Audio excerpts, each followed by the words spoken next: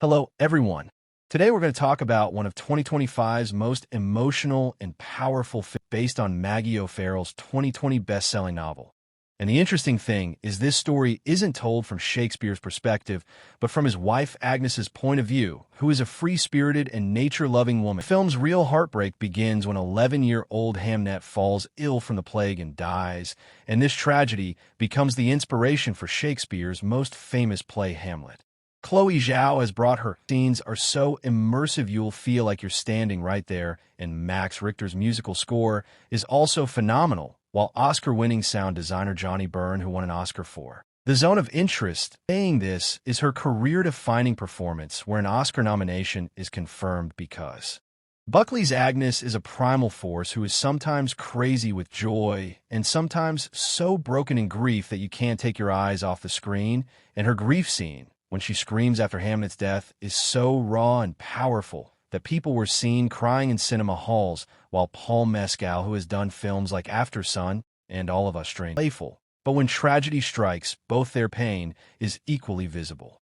Hamnet isn't just a period drama, but about grief, loss, and the healing power of art, where the film's central theme is how art is born from tragedy, because Shakespeare writes Hamlet to process his son's death, which is his way of expressing his pain, and the film also explores how a couple handles grief in different ways, where Agnes drowns in her pain, while William flees to London and loses himself in writing, which creates a crack in their relationship, and the film's climax when Agnes watches.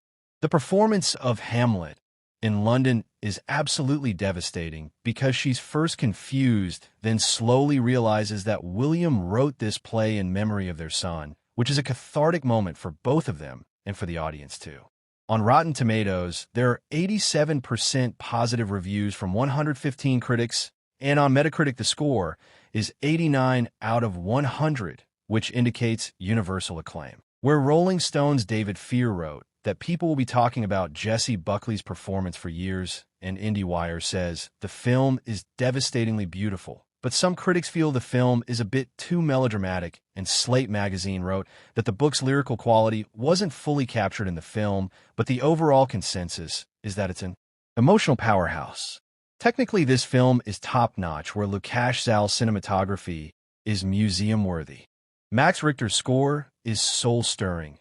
Johnny Byrne has created an immersive audio landscape, and 16th century England has been authentically recreated, and in award season, Jessie Buckley is a strong contender for Best Actress, while Mescal's Best Actor nomination is possible, and the film is a definite Best Picture contender, which released in select theaters on November 26, 2025, and will have a wide release on December 5th.